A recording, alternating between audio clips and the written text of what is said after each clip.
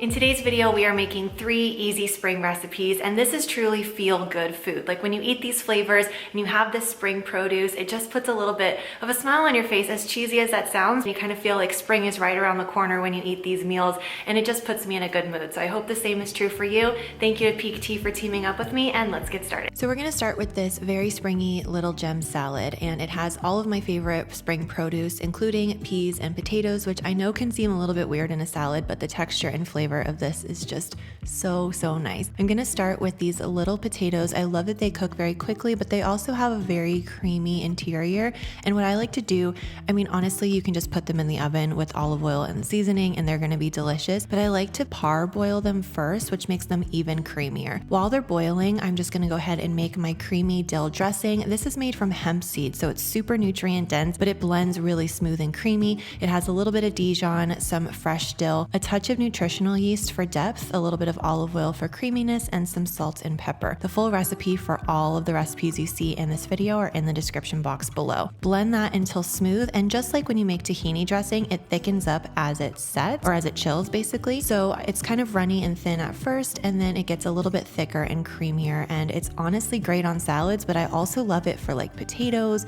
sweet potatoes, so great to have in your fridge and a perfect thing to include in your meal prep. Once the potatoes are just fork tender but not falling apart, I will drain them, add some olive oil, salt, pepper, and garlic powder, and put them in the oven to crisp up.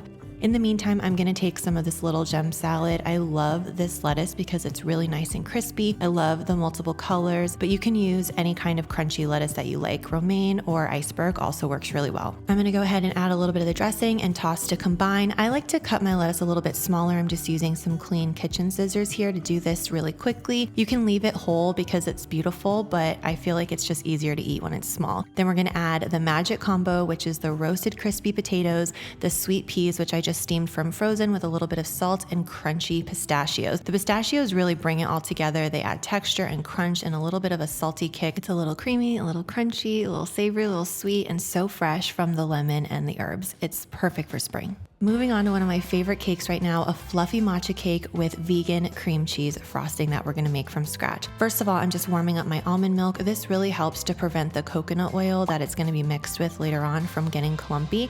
Coconut oil, when it's cold, gets hard, so you don't want that to happen when you're mixing it. You want everything to stay nice and liquid. And add some lemon juice to that and set it aside. And in the meantime, I'm gonna go ahead and mix together my dry ingredients. I like to start by fluffing up my flour. You guys have seen me do this a million times because it's such an important step when measuring flour. So I fluff up the flour, I spoon it into my measuring cup and level it off for an accurate measurement. Then I'm gonna use this little sifter for my leavening agents. That's baking powder and baking soda for this cake. And I like to use that little sifter so that you don't get any clumps. I'm gonna also use that sifter for the matcha tea. Even though this is really nicely finely milled, I just find that it makes sure that everything is really evenly distributed. This is going to give the cake a really lovely green color and also a slight matcha flavor, which is so delicious with the raspberries. Gonna mix that all together with the sugar and then move back to the almond milk and the lemon mixture, which should have curdled and become a vegan buttermilk. I'll add some vanilla, some coconut oil, and some applesauce and mix that all together. Then that's gonna go into the dry ingredients and that's your batter done. You don't wanna overmix it because that will lead to a tough cake, but you just wanna combine it so that it comes together and it will be nice and fluffy that way. Then I'm gonna use a little bit more coconut oil to lightly grease my baking tins. You wanna do a really thin layer because if it's too thick, it will almost make the cake kind of fry on the surface and around the edges. So you don't want that. You want everything to be soft. So you're just gonna do a nice thin, even layer. I like to line the bottom with some parchment paper, and this is gonna go into the oven.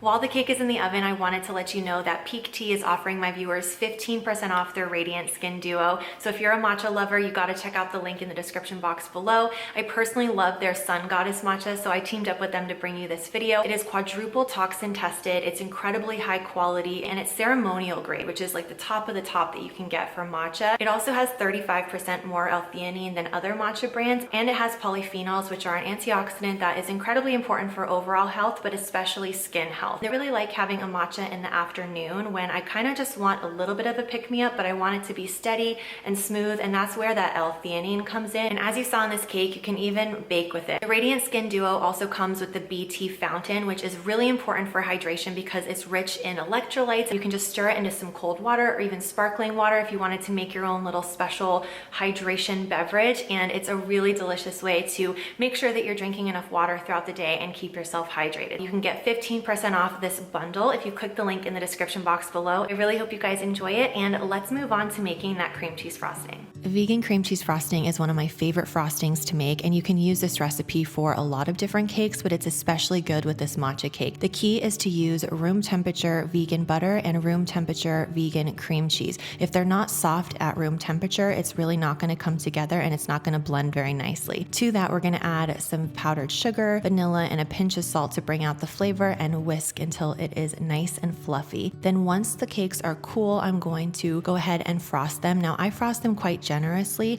and this recipe makes enough for the whole cake, including the sides, but you can half the recipe if you want to do a thinner layer of frosting. Then we're going to add lots of berries, and there's something about the tart, juicy, bright flavor of the raspberries that really complements the matcha in the cake and cuts through some of that sweetness of the frosting. It's just the perfect combination, and when you get it kind of all in one bite, it is so delicious. I love frosting the cake like this, one, because it's really easy, and two, because it looks pretty, but it also looks homemade and kind of approachable. Like you just want to dig right into it, and I love that look. This is so tasty. I know you guys are gonna love it. I can't wait for you to try it. So definitely tag me in pictures on Instagram when you recreate it at home. My Instagram is @NikkiVegan. By the way, I planned on just taking a bite for the camera and then saving the rest for later when I could sit down and properly enjoy it, but it was so good. I just stood there and ate the whole thing. I could not stop. It was delicious. Another thing I can't stop eating is this phyllo leek and vegan ricotta tart. This is so springy and bright. The flavors are so delicious, and it's the kind of thing that when you pair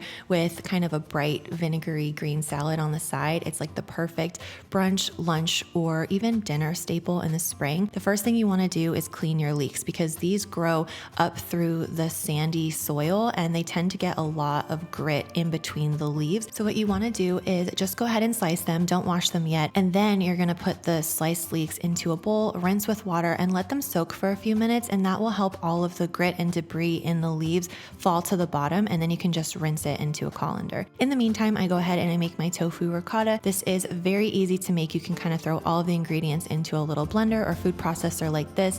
It's tofu, oregano, some nutritional yeast, salt, pepper, and garlic. I add a little bit of olive oil and a little bit of lemon, and it creates a really delicious vegan tofu ricotta that you can use for so many recipes. I use it all the time in my baked pasta dishes, stuffed shells, and lasagnas, but it's also really good here. I'm just going to dress the leeks with a little olive oil and salt and pepper, and I like to use my hands to really rub the seasonings and the oil into the leaves so that they get really nice and kind of soft and a little bit crispy on the outside when they're baking. Now comes the fun part. We're going to assemble the phyllo crust.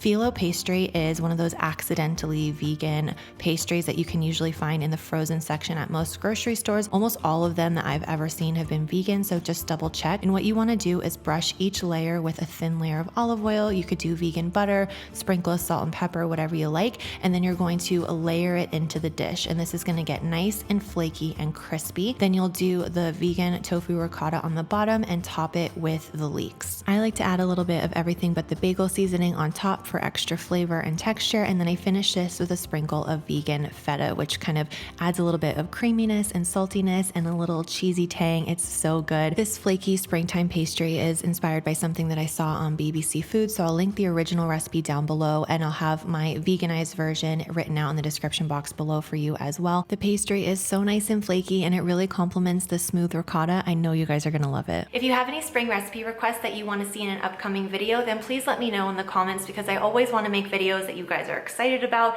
recipes that you can't wait to try, and just content in general that is actually useful to you guys. So the more you chime in, the easier it is for me to do that. So let me know in the comments below. If you enjoyed this video, please give it a thumbs up, because that really helps more people find my channel. And don't forget to check out the link in the description box below to get 15% off of Peak Tea's Radiant Skin Duo. I hope you guys have a wonderful day. Thank you so much for watching, and I will see you in a video very soon.